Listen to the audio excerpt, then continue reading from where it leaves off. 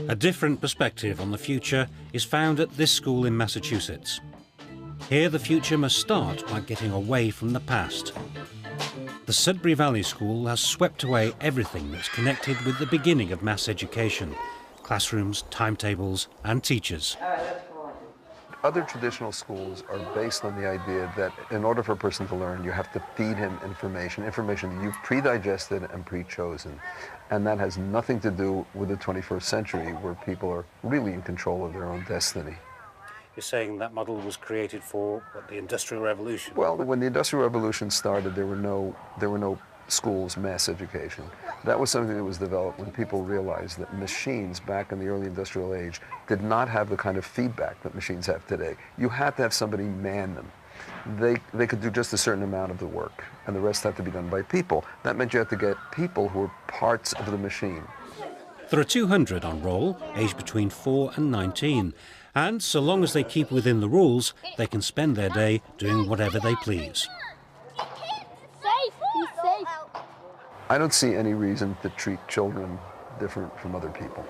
My experience is that they're human beings just like everybody else. And to view a child, certainly after they become articulate and they can make some judgment, which is usually about 4 or 5, to view a child as any less competent to make decisions for themselves than adults, it's ridiculous. What are you going to do today?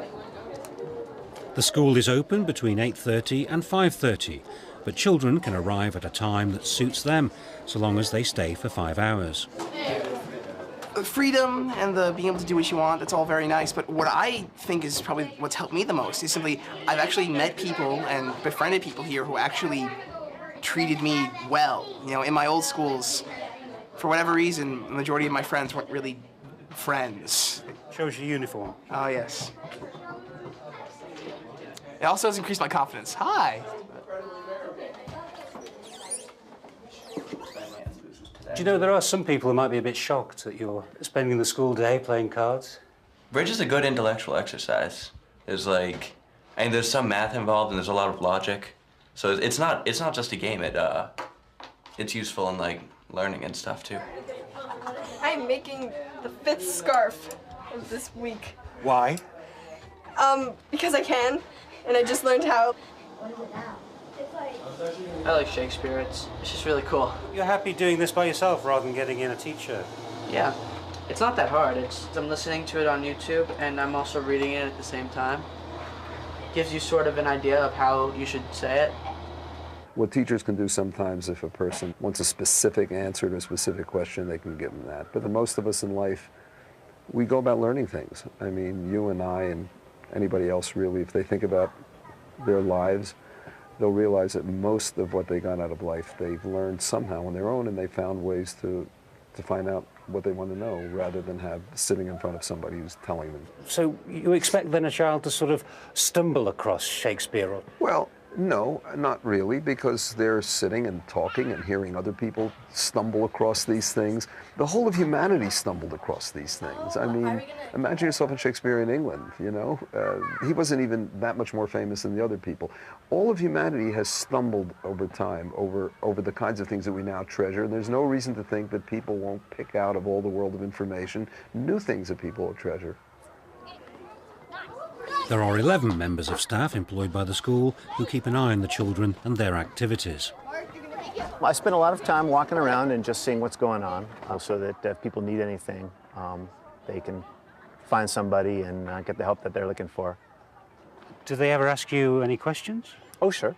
Sometimes they're more theoretical questions like why are the leaves turning orange, and sometimes it might be a question about what to do about contesting a traffic ticket or pretty much anything. Another member of staff is a former pupil who went on to find success in 2 separate careers, one as a chef and the other as a rock star. Cowboy Mac Bell is on the left as lead singer with the Joe Perry Project. James Brown says, I don't want nobody to give me nothing. Just open up the door and I'll get it myself. That's my philosophy. I try to help maintain the music rooms, show people where the door to the music room is, get them in there, and then I kind of stand back and let them get it themselves. This is a place where the teachers don't do it for you. There's no workbook to follow. It's really learning in the trenches, which more and more with the kind of new business and new possibilities out there, it's a great experience. It's a real experience.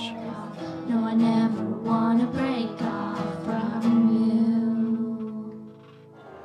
Next to the music rehearsal rooms is an area dedicated to another popular pursuit: video games. Well, they wiggle when they're shy. Could someone explain to me how this helps you with your learning?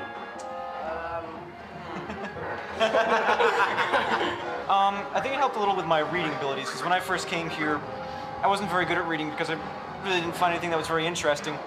And when I first came here, the video games were pretty much text-based. You had to be able to read to use them properly, so I basically taught myself how to read with video games, and with the help of a few interesting books. Books can be found in almost every room in the school, but children are not taught to read. They become literate, like everything else, when they want to. What are you working on? Just a story. What's it about? I'm not gonna say. Pupil empowerment extends to running the school. Whole school meetings make the policy decisions, while a judicial committee enforces the rules. Today, these pupils have been charged with chalking on the pathway in front of the school. The committee decides it amounts to littering. John, how do you plead to littering for drawing? Guilty. Haru? Guilty. Lillian? Guilty. All right. All right, all in favor of giving them all outside pickup next available 4 days? All in favor? All opposed? Motion passes. Sudbury Valley is unimpressed by moves towards greater personalisation or negotiated learning. It has to be all or nothing. It's still patronising. As a matter of fact, it's worse than the most traditional and rigid of the other schools.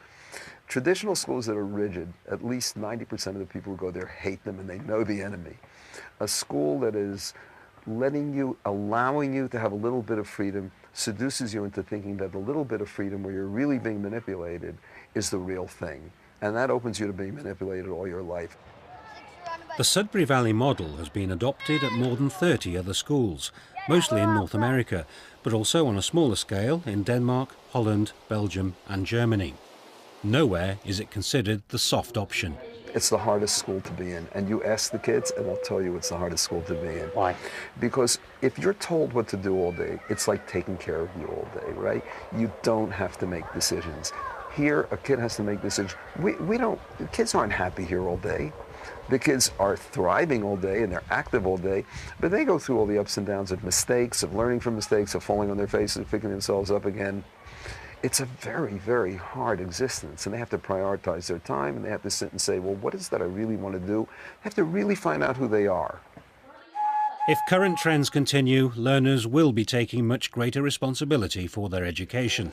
If predictions are correct, technology will emerge to support autonomy in learning, at home, in school or in the community. My name is Ken and I'm here to talk to you about Personalisation and technology.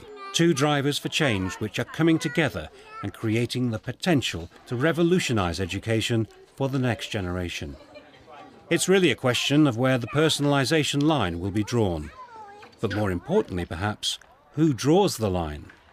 Politicians, parents, educators, or children themselves?